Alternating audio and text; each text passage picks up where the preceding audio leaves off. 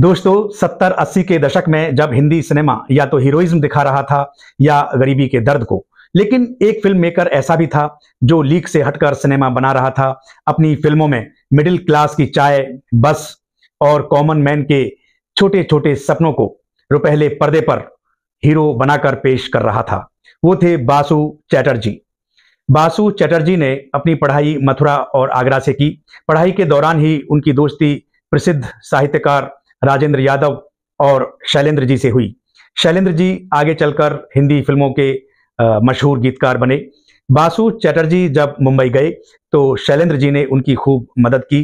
उन दिनों शैलेंद्र राज कपूर और वहीदा रहमान को लेकर तीसरी कसम फिल्म बना रहे थे, जो कि फणीश्वर नाथ रेणु की कहानी पर आधारित थी।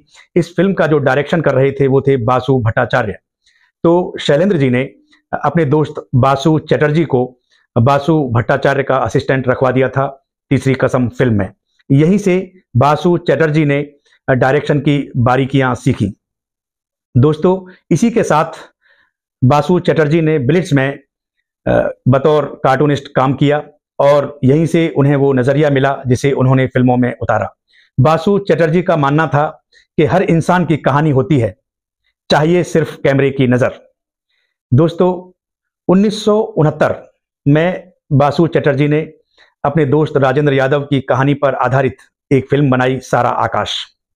इस फिल्म में ना तो कोई स्टारडम था, ना ही कोई मारधाड़ और ना ही कोई नाच गाना, अगर थी तो सिर्फ हकीकत।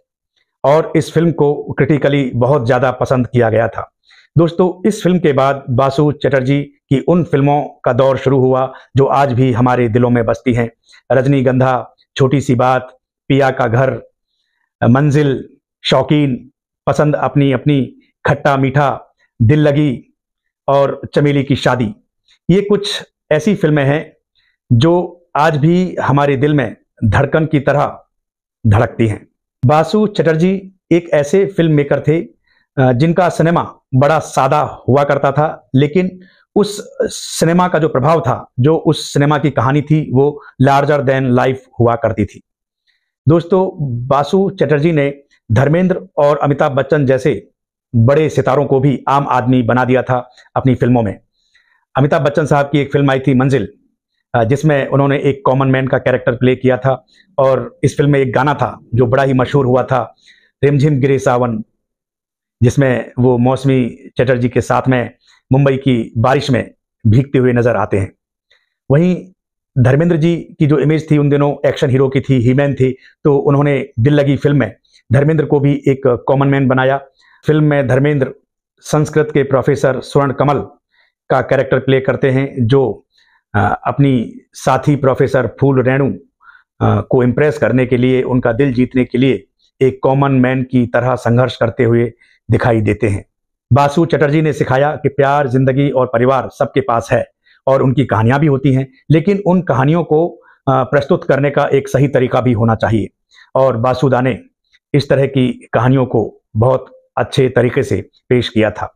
4 जून 2020 को जब बासु चैटर्जी का निधन हो गया तो हमें ऐसा लगा जैसे कॉमन मैन का कोई पुराना दोस्त इस दुनिया से चला गया हो। दोस्तों बासु चैटर्जी की जो फिल्में हैं वो ये कहती हैं कि छोटी सी बात ही असल में बड़ी बात होती है। आप एक सिंपल सी स्टोरी को इतनी अच्छी बना सकते हैं कि दर्शक उन्हें बरसों बरस तक याद रखते हैं।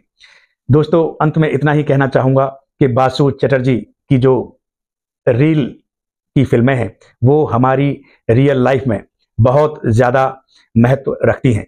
जब तक ये हिंदी सिनेमा रहेगा, बासु चैटर्जी की हल्की फुल्की वो सभी फिल्में हमारे दिलों में जिंदा रहेंगी। और आज भी जब हम उनकी फिल्मों को देखते हैं तो वो फिल्में हमारे दिलों को गुदगुदाती हैं। बड़ा अच्छा लगता है उन फिल्मों को देखकर। साफ सुथरी फिल्में होती हैं, कोई गंदगी नहीं होती उन फिल्मों में। दोस्तों बासु चैटर्जी अपने युग के एक महान फिल्म मेकर थे, इसमें कोई शक नहीं है। आज के लिए बस इतना ही। स्टे सेफ, टेक केयर, जय हिंद।